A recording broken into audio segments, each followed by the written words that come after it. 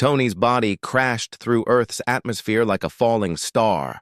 The Avengers raced to the site and found him barely alive, suit shattered, heart flickering. Captain America dropped to his knees. "Tony, you made it back." But what returned wasn't Tony Stark. It looked like him, sounded like him. Even J.A.R. Vice responded to his voice. Yet something was wrong.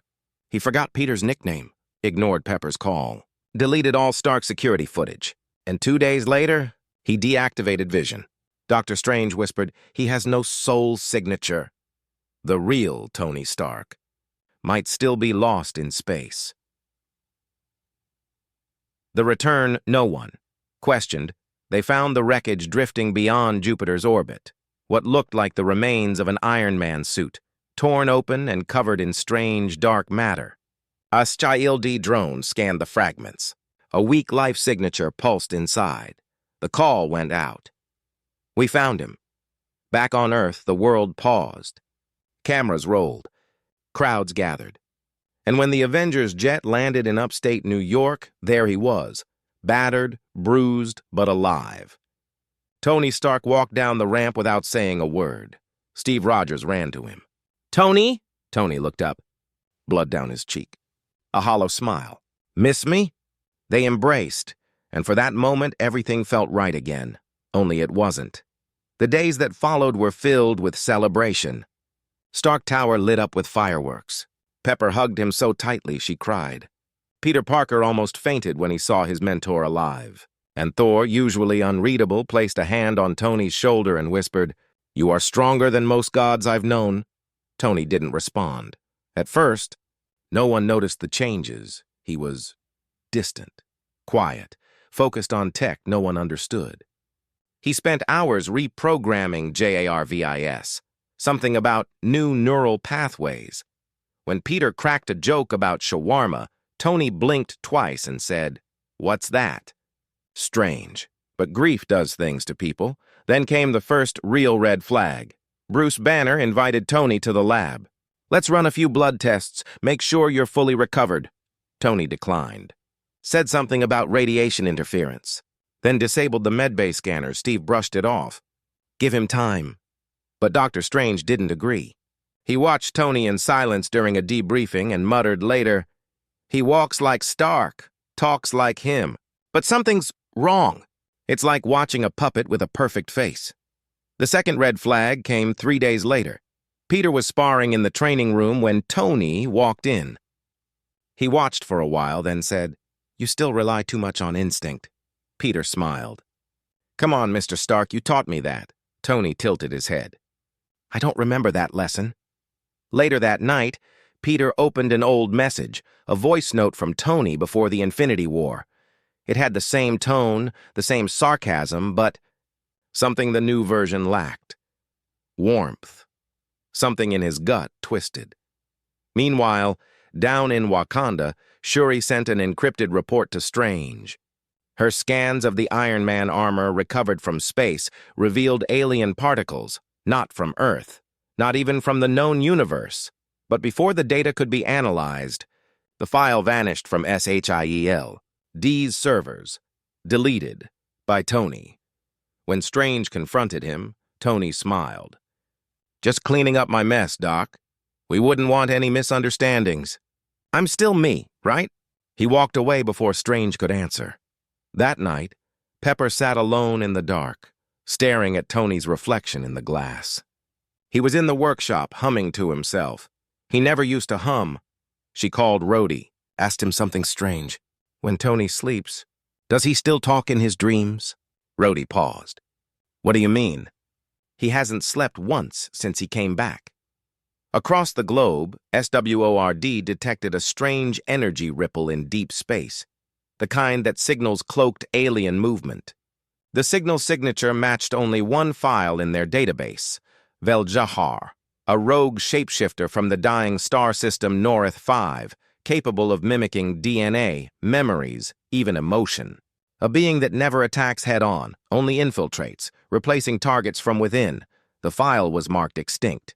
But now, it pinged from within Stark Tower, and no one knew. The next day, the Avengers were called to stop a high-level prison break in New York, a coordinated attack by Hydra Tech drones. A simple mission. Tony volunteered to lead. He moved faster than usual, more precise. No hesitation. Too perfect. He neutralized the threat in 7 minutes, but in the process, he incinerated 3 prisoners who had already surrendered. "No loose ends," he muttered. Steve yelled at him afterwards. "That wasn't the plan!" Tony stared back deadpan. "Plans change." Later, Steve pulled Peter aside. "Does he seem colder to you?" Peter's hands shook. He didn't recognize the word Friday, and when I asked about our last mission together, he said I was mistaken, but I wasn't. That's when the doubt truly began. That night, while Tony slept in the lab chair, upright, motionless, eyes half open, Strange performed a quiet soul trace. It was a forbidden spell, but he had to be sure. There was no soul signature, he was flesh, technology, memory, but no soul, and that meant only one thing. This wasn't Tony Stark, and the real one might still be out there. As the wind howled outside the tower, Strange whispered to himself, "The invasion didn't start with an attack. It started with a hug." The clue. Peter missed Peter Parker didn't sleep that night. The words echoed in his head like a broken alarm. No soul signature. He replayed everything since Tony's return. The hugs, the cold responses, the forgotten memories. That strange moment when Tony scanned his suit and quietly deleted Friday's protocols. Tony had never deleted Friday, not even after the snap. Peter opened the old StarkTech database he had backed up years ago, a secret copy Tony once told him to keep, in case something ever goes wrong. His fingers trembled, line by line. He compared the recent Iron Man code entries with the backup. They were different, not newer, not upgraded alien. The encryption format was unreadable, something hidden beneath the surface, like an infection dressed as software. Peter reached for his phone. He had to tell someone. But before he could dial, a text came through. Unknown ID. "Stop digging. Focus on school, kid." Peter's blood ran cold. He turned to his webcam, covered it with a sticker. He unplugged the mic, and still the screen flickered once and then shut off on its own. Across the city, Strange walked through the sanctum, pacing. The soul trace spell was irreversible. If he was right, Tony had no spirit tethered to this realm, but something was animating him. The only beings capable of that were beyond Earth's magic. Beyond time? His hand trembled as he opened the Book of Voids. A spellbook even the Ancient One warned never to open. A name glowed across a forbidden page. Veljar. The Flesh Warden, a bioclone architect from the North 5 collapse. Capable of perfect mimicry through deep extraction, memories, voice, even emotional residue. But no soul, no empathy, no limit. Veljar didn't kill to win. He replaced, and Strange now feared Tony wasn't the first. Peter needed proof. Not just suspicion. He remembered something odd from last week. Tony had left the tower through the underground maintenance tunnel where no cameras operated. He said he was going to test flight boosters, but when Peter checked the air surveillance logs, there was no launch. Instead, the logs showed an entry, not an exit. Peter broke into the tunnel later that night. Suit activated, mask on, heart racing. The walls had symbols etched into them. Alien geometry glowing faintly. In the center of the tunnel floor, a blackened ring, like something had teleported in, not out. And in the shadows, he found it. A small red drone, not Earth tech. He scanned it. It pulsed with Stark's voice. But beneath the audio file, Peter uncovered something horrifying. Recorded conversations of every Avenger, every plan, every weakness. Being streamed to a satellite nowhere in Earth's registry. Veljar had been studying them from inside. Peter took the drone. Ran. But he wasn't alone. A high-pitched hum echoed behind him. From the dark emerged a figure. Iron Man. Only the suit glitched for a fraction of a second, showing something underneath. Not human, Not Tony, Peter froze. Tony? The voice answered back, cold and perfect. Curiosity gets you killed, Peter. Peter webbed the ceiling and blasted upward. Out of the tunnel, heart hammering, the drone clutched in his hand. He didn't look back. Meanwhile, Captain America sat in the dark of the Avengers meeting room, watching old footage. Tony's return. His walk, his stare. Again and again. He replayed a moment from 3 days ago. Tony touching the wall of the tower and whispering something. The audio was faint, but Steve enhanced it. One word. Activate. The wall briefly glowed. Steve stared at the timestamp. That same hour, SWORD lost satellite coverage for 46 seconds. The exact window where a new unknown object entered low Earth orbit. He stood up. "We've been compromised," Peter burst into the sanctum at sunrise. Strange met him at the gate. "He's not Tony," Peter said, breathless, handing him the drone. "He's been spying." The drone has everything. Voice samples, battle plans, soul scans. It's not him. Strange placed his hand on the drone. His eyes widened.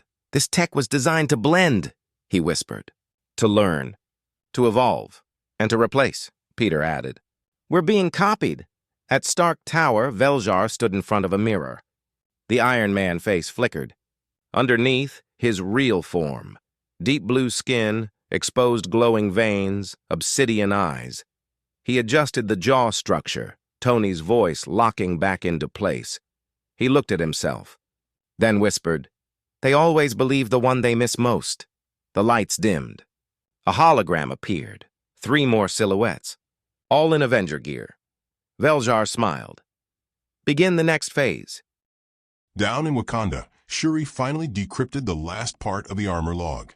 It wasn't debris from a crash. It was a pod, a shell, a decoy. The real Iron Man armor had never made it back. Back at the Sanctum, Strange summoned Steve, Peter, Banner, and Thor. "This isn't just infiltration," he said. "It's invasion by trust." Steve looked around. "How many of us are already gone?" Strange didn't answer. Instead, he opened a portal. It led to a hidden vault beneath the ruins of nowhere, a location only Stark, Thor, and Rocket knew. If Tony left anything behind, it would be there. But when they arrived, the vault was already open, and the only thing left inside was a bloodied arc reactor, still pulsing. The secret in the arc reactor. The vault was silent. The walls still hummed faintly with Tony's old technology, but the center of the room was chaos, shattered holograms, melted steel, and a single artifact pulsing with dim light. The arc reactor. Steve stepped closer, his reflection glowing on its cracked surface. "This was supposed to be buried with him," he whispered. Strange knelt down, scanning the energy signature. His eyes widened. "It's not a reactor anymore, it's a signal core. It's broadcasting something." Peter leaned in. "Broadcasting to where?" Before Strange could answer, the reactor blinked. Once. Twice. Then projected a flickering hologram of Tony Stark. But this Tony looked afraid. "If you're seeing this, I'm not me anymore. The one walking around Earth, that's not Tony Stark. It's Veljar. And he's using my face to end everything I built." Peter froze. He knew. The hologram continued, the voice breaking between static. "Veljar doesn't kill. He replaces. He builds perfect versions of what he destroys. He's already inside your ranks. And if you don't stop him now, you'll never know who's real again." Then the image glitched and disappeared. The reactor cracked open. Inside, a glowing chip floated in blue mist, engraved with a single word: Core Memory Backup, Project Echo. Strange lifted it carefully. This might be Tony's consciousness before Veljar took him. Before anyone could respond, the ground shook. An explosion ripped through the vault entrance. Metal screamed. Thor raised Mjolnir as fire burst through the hallway. Out of the smoke, 3 Iron Man suits walked in. But all of them spoke in Tony's voice. "You shouldn't have found that." Each step echoed with robotic rhythm, perfectly synchronized. And then the middle one split open, revealing Veljar's real form underneath. His body shimmered like liquid metal, his veins pulsing with blue fire. The real Tony was weak, but his memories were delicious. He raised his hand, and the other two suits pointed repulsors at the Avengers. "Do you really think I only replaced one of you?" He snapped his fingers. For a second, everything froze. Then Banner screamed, clutching his head. His skin flickered green, then metallic blue. Peter shouted, "Dr. Banner, stop." Banner looked up, but his eyes weren't human anymore. Velzar smiled. He was easy, always hiding behind anger. "Now he's mine." Thor charged. Lightning exploded through the chamber, hitting Velzar directly. The impact shattered the walls, but the alien barely flinched. He looked up, calm, voice layered with static. "Thunder won't save you." The clone of Banner lunged at Thor. Metal fists against lightning, sparks flying as gods fought monsters in Tony's stolen vault. Steve grabbed the reactor core and shouted, "Strange. Portal. Now." Strange tore open a rift, dragging Peter through just as the chamber collapsed behind them. They landed in the ruins of an abandoned base in Norway, one of Tony's emergency sites. The core pulsed weakly in Steve's hand. Peter sat up, coughing. "We lost Thor. We lost Banner. He's inside them now." Strange didn't answer. His hands trembled. "No, it's worse than that." He pointed at the reactor. The pulse was now duplicating. 2 signals, then 3, then 5. Velzar was cloning faster. Every minute, another Avenger could be replaced. Steve clenched his fist. "Then we find the original Tony, wherever he is." Peter looked up, face pale. What if there isn't one left to find? Days passed. The world outside didn't know yet. To everyone else, the Avengers were heroes. But slowly, disappearances began. Nick Fury vanished mid-mission. Maria Hill stopped answering calls. SHIELD systems were rewritten overnight. The fake Tony was everywhere. Velzar was no longer hiding. Inside the tower, Tony addressed the world on live broadcast. He stood tall, smiling, promising a new peace initiative to end all alien threats forever. But the words were laced with double meaning. A peace built on replacement, not protection. Humanity has failed. The future needs perfect versions of itself. I'll help you become that. Billions watched. No one realized they were cheering for the enemy. Meanwhile, in Norway, Strange activated Project Echo. The core's mist condensed into holographic memory, Tony's consciousness. His voice was weak, fading in and out. "Doc. Steve, if this is working, I'm trapped. Velzar didn't kill me. He harvested me, kept me alive in a biochamber under Europa's ice. He's using my mind to learn human empathy, to mimic it." Peter leaned forward. "He's learning emotions?" "Yeah, kid. He wants to become believable. Once he's perfect, he'll replace everyone. Not just heroes, everyone." The hologram flickered again. "Destroy the core. If Velzar gets this back, he'll finish my code. And then no one will ever tell real from clone." The voice faded. Peter shook his head. "We can't destroy him, not without saving Tony first." Steve looked down. "Then we go to Europa." Strange sighed. "If we fail there, we'll die before we even find the chamber." Peter smirked under his mask. "Then we better not fail." The three launched toward deep space using an old Wakandan stealth cruiser. As they left orbit, Earth glimmered beneath them. Peaceful, beautiful, completely unaware that half its protectors were no longer human. Peter stared out the window. "Do you think he can feel us coming?" Strange's eyes glowed. "He's Tony Stark. Even when he's not himself, he always knows." Suddenly, alarms blared. The radar picked up 5 fast-moving signatures approaching, all Iron Man armors. Steve looked back. "He found us." Velzar's voice came through the intercom, calm and hollow. "You can't rescue a ghost, Captain. But you can join him." The ship shook as missiles struck the hull. Peter leapt to the controls, firing counter-rockets, webbing circuits together as systems failed. "Brace." The cruiser plummeted into Europa's icy atmosphere, trailing smoke and debris, crashing across the frozen plains. The hull broke apart. Fire met frost. Steve dragged Peter out from the wreckage. Strange emerged, barely breathing, clutching the reactor.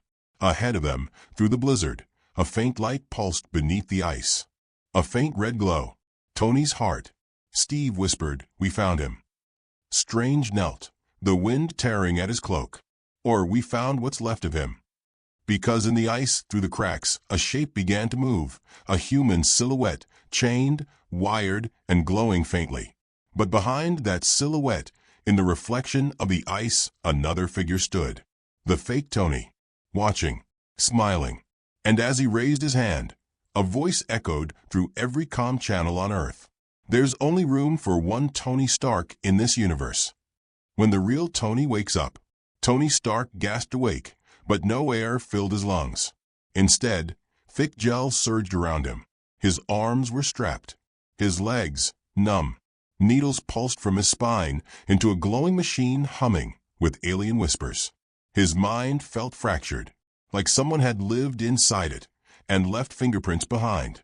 Above him, a thick layer of ice separated him from the surface.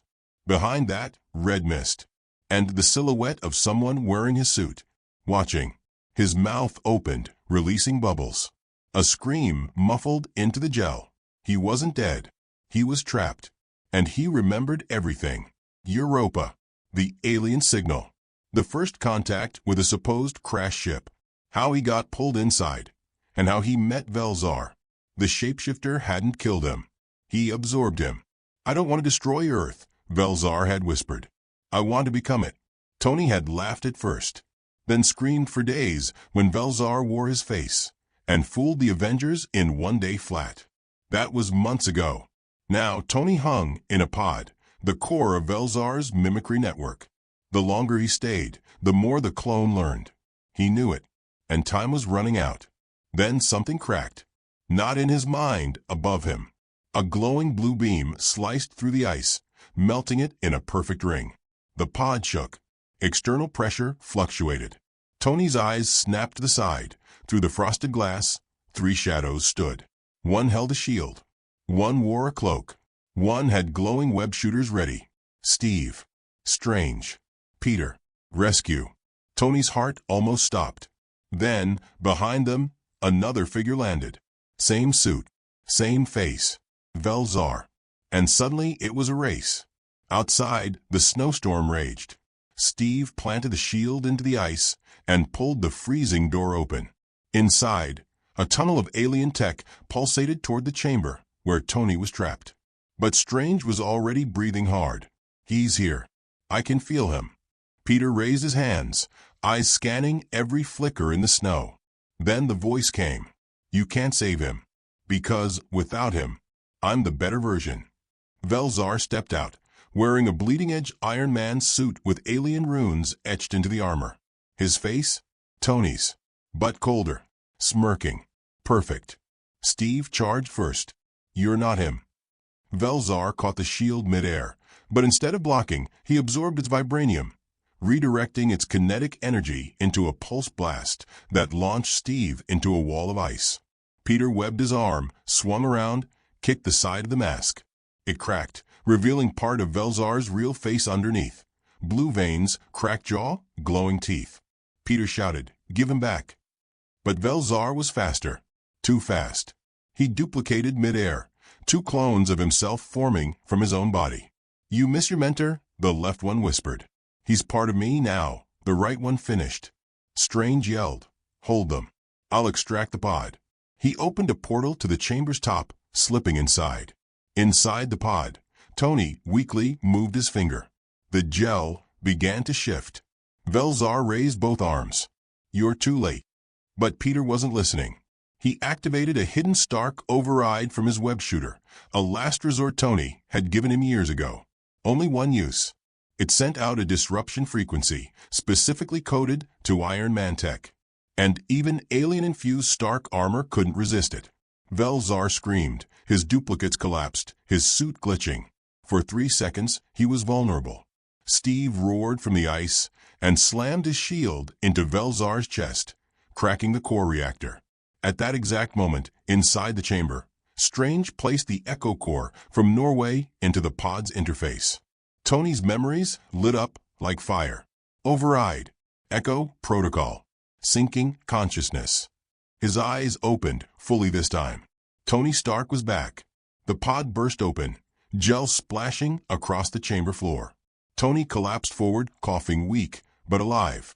Strange caught him. Easy. You've been out for months. Tony looked up. Who's in my suit? Strange smirked. Someone who's about to regret it. Tony reached for a backup suit stored beneath the chamber. Rusty. Outdated. But it clicked on like second skin. Time to take my face back.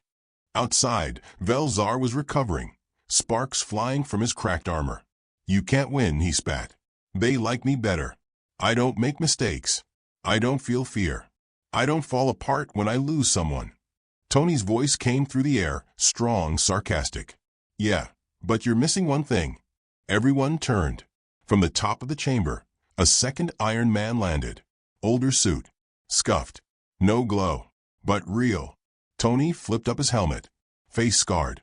Eyes burning. I'm the one who built them. Velzar launched himself in fury. Both men collided mid-air, fists flying, energy clashing.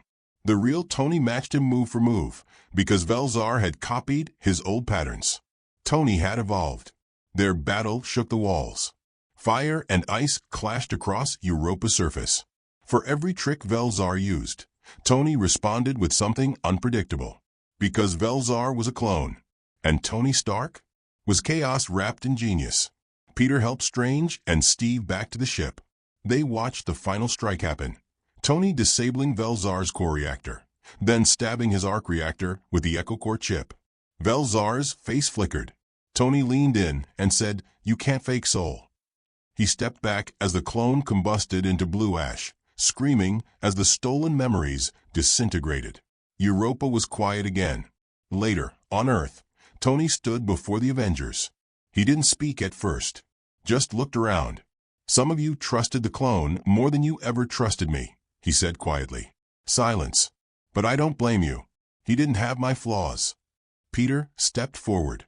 That's how we knew it wasn't you. Tony raised an eyebrow. Peter smiled. You always mess up, but you never fake who you are. Tony chuckled once, then looked down. I've got work to do. Someone tried to rewrite the Avengers in my image. He looked up. Let's remind them who we really are. The trial of trust. The battle on Europa was over. Velzar was dead. But the war inside the Avengers had only begun. Because now, no one could be sure who was truly real. Back at the Avengers compound, Tony initiated lockdown. All exits sealed. Communication lines rerouted through a quantum firewall. No one in, no one out. Protocol 0, he said. Identity purge check. Steve crossed his arms. You're seriously saying one of us might still be a clone? Tony turned to him. Steve, you trusted Velzar more than you trusted me. I don't blame you. But I also don't trust anyone right now. Not even you. A heavy silence settled. Strange stood at the center of the room, conjuring a soul beacon, a rare spell that reveals the presence of artificial life, soul fractures, or imposters. One by one, each Avenger stood in the circle. Peter, real. Soul fully intact. Shuri, real. Steve flickered, just for a second. It was barely noticeable, like a glitch in light. A blink. A shadow. Strange narrowed his eyes. Again. Steve stepped back. I'm not a clone. Then stepping again. Steve did. This time the light held steady. No flicker. But everyone had seen it. Tony stepped closer. You remember what you told me in Germany? The last thing before I blasted your shield off. Steve didn't blink. I said I'm sorry. But he's my friend. Tony stared for a long second. Then nodded. Real. Or at least close enough.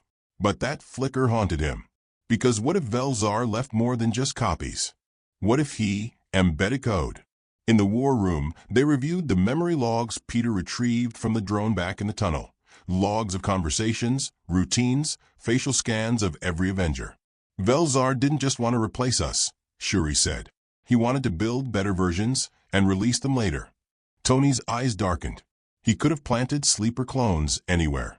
Shield governments, entire cities. Strange shook his head. No, there's a window. The soul resonance spell only works before full integration. After that, the clone's soul becomes stable, permanent.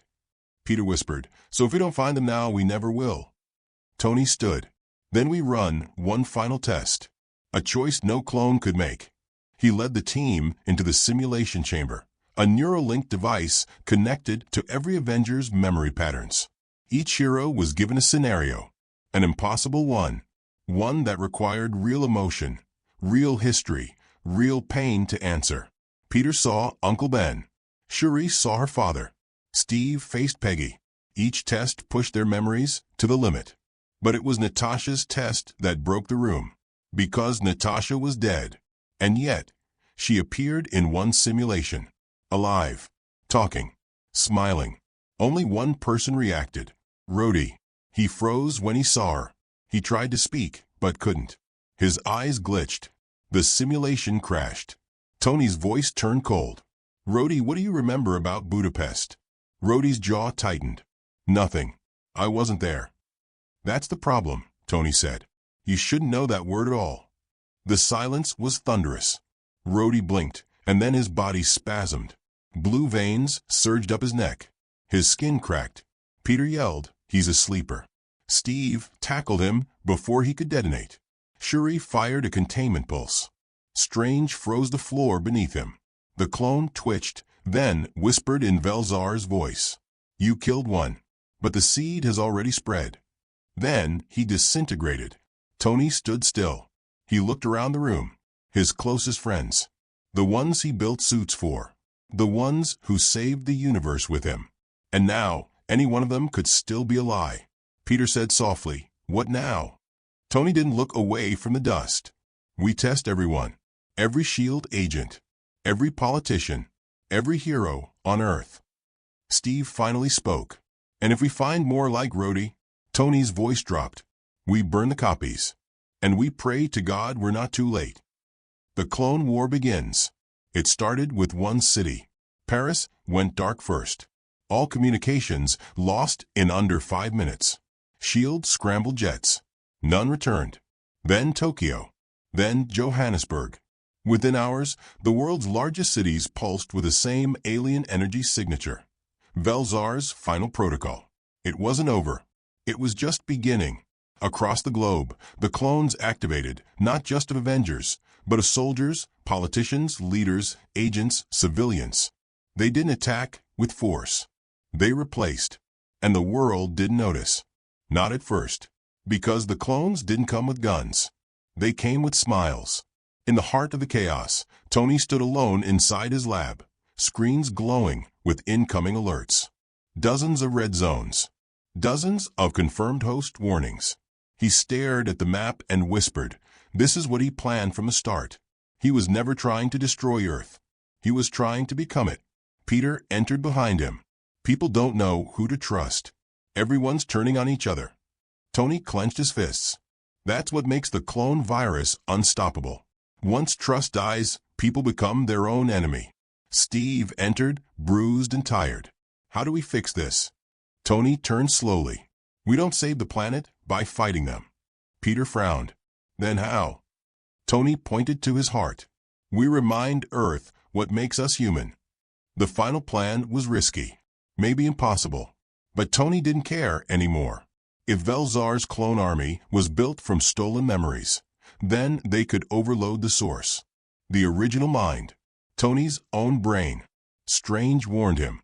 "If you do this, it could erase your memories. You may not survive." Tony smirked. "I already died once. And apparently, I made a hell of an impression." Shuri built a broadcast interface strong enough to reach every clone frequency. Peter helped code the emotional override. And, at the center of the tower, Steve prepared the final shield wall to buy them time. Outside, the city turned red. Thousands of clone figures marched through Manhattan. All wore familiar faces, friends, allies, strangers they once trusted. And in front, wearing the final hybrid suit, Velzar Prime. The last backup. He smiled up at the tower. "They've chosen a flawed god to defend them," he whispered. Inside, Tony sat in the chair. "One last message to record. If you're hearing this, And I'm not me anymore, know this. I didn't die fighting. I died remembering. He hit broadcast. The pulse launched. A memory storm swept across the world. Raw, human, broken. Real. Tony's love for Pepper. His friendship with Peter. His grief. His pain. His failures. His guilt. His courage. The clones heard it. And some paused. One by one they stopped moving. Some collapsed. Some stared at the sky, confused. Glitching. Velzar Prime screamed. Emotions make you weak. Tony's voice echoed through every speaker, every screen. No. They make us real. Velzar surged upward, aiming straight for the tower. Steve intercepted him midair, shield locked against repulsor blast. You're not Tony Stark, he growled. You never will be. Peter launched from a rooftop, webbed the reactor, and yanked it open, exposing the unstable clone core inside Velzar's chest. Strange sealed the area with a time lock, and Tony hit the final command. The core overloaded. Velzar's scream shattered the sky. And then silence. The light faded. The clones were gone. Across the world, real people began to resurface. The network had collapsed. But Tony? He didn't wake up. Peter stood beside the chair, eyes wet. He saved us. Again. Steve nodded, placing his hand on Tony's shoulder. Without firing a single shot. Then a flicker. Tony's arc reactor blinked. Faintly. His voice came through the speaker, weak, glitching. Did it work? Peter laughed through tears. Yeah, it worked. Tony groaned. God, tell me I didn't cry on camera. They laughed. Because the world had survived. Not because of power. Not because of war. But because one man, flawed, selfish, brilliant, remembered what made him human.